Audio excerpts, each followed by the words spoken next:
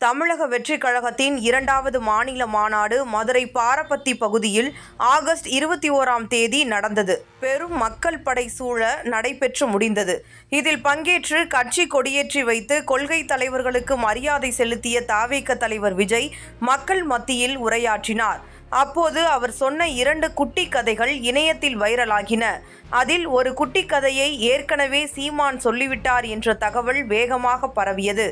இந்நிலையில் விஜய் பேசிய குட்டி கதையை 2021ஆம் ஆண்டு தேர்தல் பொதுக்கூட்டத்தில் நாம் தமிழர் கட்சி ஒருங்கிணைப்பாளர் சீமானும் பேசியிருந்த வீடியோ வெளியானது.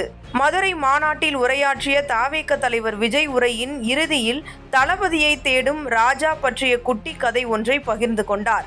அந்த கதையில் ஒரு நாட்டில் ஒரு ராஜா தனக்கு பக்கபலமாக இருக்க தளபதியை தேடுகிறார்.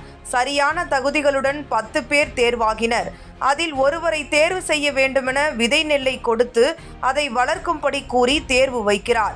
3 மாதங்கள் கழித்து அனைவரும் வந்தனர். 9 பேர் விதையை முளைக்க வைத்திருந்தனர். ஆனால் ஒருவர் மட்டும் வெறும் தொட்டியை வைத்திருந்தார். எவ்வளவோ முயன்றும் அது வளரவில்லை என்றார். ராஜா அவரை கட்டி அணைத்துவிட்டு அவரையே தளபதி என்றார். காரணம், ராஜா அவர்கள் 10 பேருக்கும் கொடுத்தது அவித்த விதை நெல். அது முளைக்கவே முளைக்காது. அந்த 9 திருட்டு பயலுங்களும் வேறு விதை நெல்லை வைத்து வளர்த்துள்ளனர். இதில் நீங்கள்தான் ராஜா, நீங்கள் தேர்வு செய்ய போகும் தளபதி யார் என்ற கேள்வியோடு முடித்தார். விஜய் சொன்ன குட்டி கதை வீடியோ இணையத்தில் வைரலான நிலையில் இதே கதையை சீமான் ஏற்கனவே சொல்லிவிட்டதாக ஒரு வீடியோ வைரலாகி வருகிறது.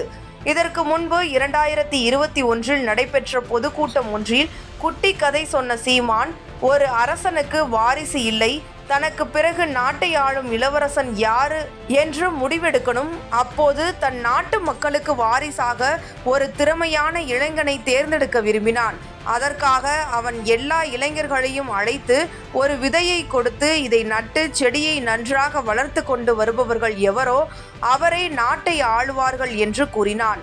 பல இளைஞர்கள் விதையை நன்றாக செடியாக வளர்த்து தாங்கள்தான் இளவரசனாக மாறப்போகிறோம் என்ற ஆசையில் கொண்டு சென்று காட்டினர். ஆனால் ஒருவன் மட்டும் விதையை நட்டு செடி வளரவில்லை என்று மன்னனிடம் போய் காட்டினான்.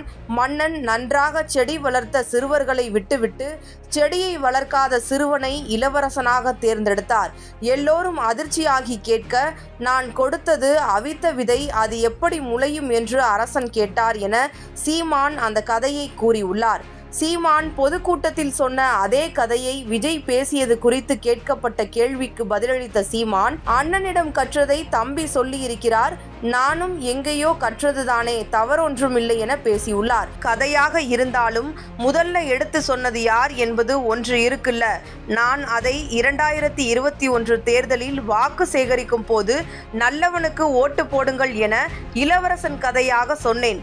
நானும் எங்கேயோ கற்றதுதானே, அவரும் அப்படியே சொல்லியிருக்கிறார், இதில் தவறொன்றும் இல்லை என்று பேசியுள்ளார்.